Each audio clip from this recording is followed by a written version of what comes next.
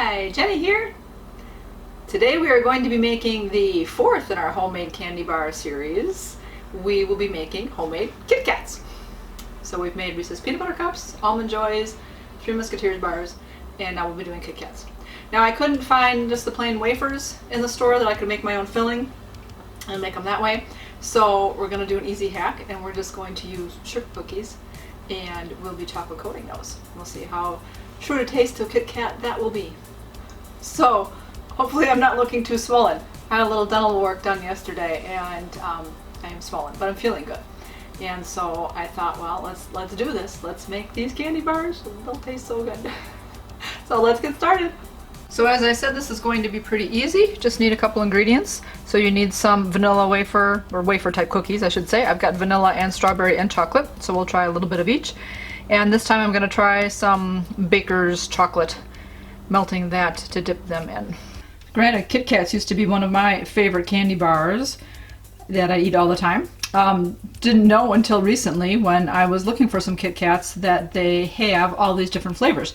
Now granted, they have the regular Kit Kats, so we have, regular or snack sizes and all that, but they also make them really big these days. They have the dark chocolate, you have your white chocolate, and they make them really thin also. And then they have these wonderful flavors. So there's a fruity cereal, a key lime pie, mocha chocolate, mint and chocolate, and then some strawberry and some matcha. So I'm going to be doing another video with taste testing all of these and seeing what I think of the different flavors, and hopefully I will have a friend with me doing that. So look forward to that video.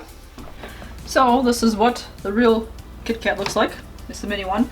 So we're going to go ahead and take some of our cookies here. I don't know how many we're going to be able to make. However much chocolate I have, I'll just keep cutting apart and making them.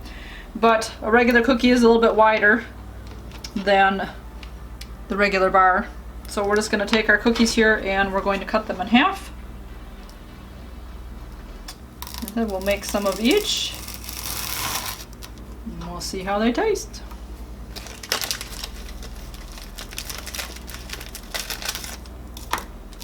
Wafer cookies on their own taste really good. It's one of my things that actually I don't buy from the store, because if they're in the house, I'll pretty much eat a whole package in one sitting by myself.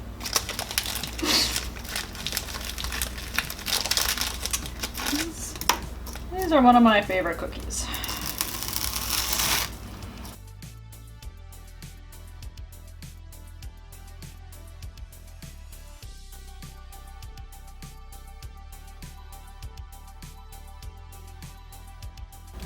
We will just melt our chocolate now.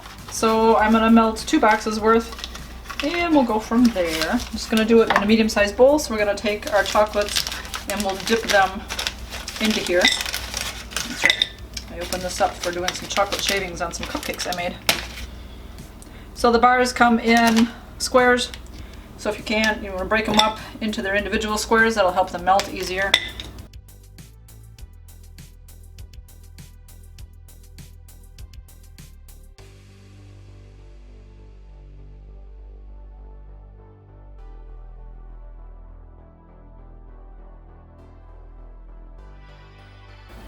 Alright, it's been a while, but the wafer cookies, which make a mess, and I've got all little crumbs all over the counter from that. I already cleaned up. Now I'm breaking my chocolate. I got chocolate all over the counter. It's going on the floor too. Oh yeah, the sloppy cooking. We'll go into the microwave for a minute, stir it, and then go every about 20 to 30 seconds after that until it's all melted.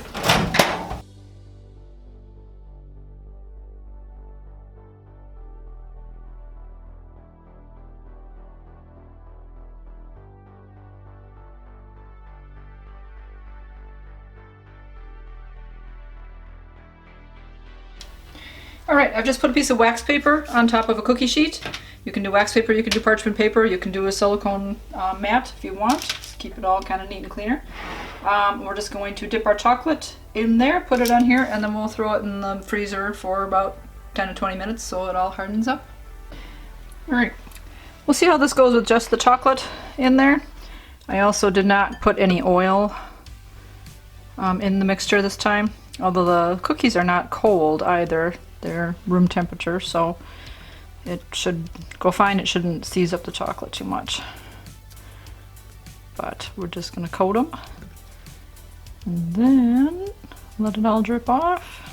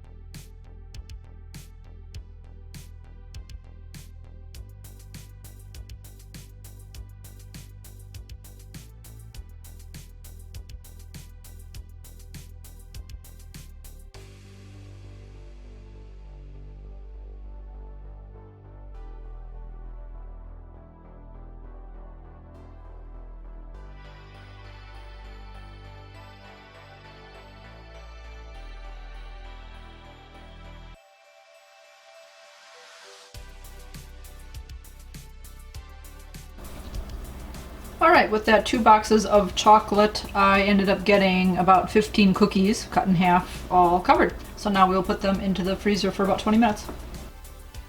The Kit Kats are done, so now it's time for that taste test. They weren't as putsy as the other candy bars I've made, although it was still good to take the time to let the chocolate drip off. I'm kind of learning that too, a little more patience of letting the chocolate really drip off so that it has a nice looking coating to it and all that. But as you see, if I can focus, or can we? Dun, dun, dun. We'll have the real Kit Kat, and then we have the strawberry, the chocolate, and the vanilla. So we shall see how these are going to taste after I change the battery, because the battery's blinking at me. Okay, hold on. Be right back. Ready to start talking? Good thing my focus frame was out of whack, because I was ready to start talking and I didn't hit record yet. Like my other video where I thought I hit record and I didn't. Anyways, so I'll taste the regular one first and then combine them. And let's see, of course, store-bought chocolate doesn't nicely melt in your hands unless it's probably too hot out, but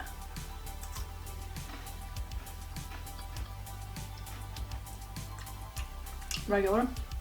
Just taste the vanilla on this one.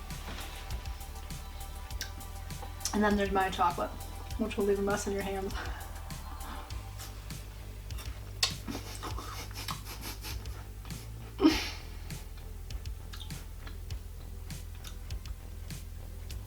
Again, like the 3 Musketeers bar, a little sweeter, but very good.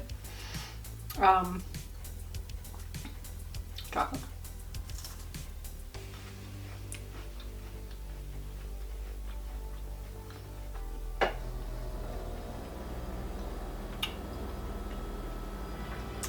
It's very chocolatey. It just tastes like chocolate. Ooh. Okay. That strawberry flavor really comes through. Ooh, that's strawberry. So again, they taste like Kit Kats. So yay. If you feel like taking the time and doing that, you have something a little more homemade. Obviously, so far of the chocolates that I've tested to the melting wafers, that actually I bought at like Meijer, probably Walmart has them. Those have been the best. I've tried the other like dipping chocolates that I've bought at Michael's and stuff, and to me they tasted a little bit more waxy. They weren't as chocolatey.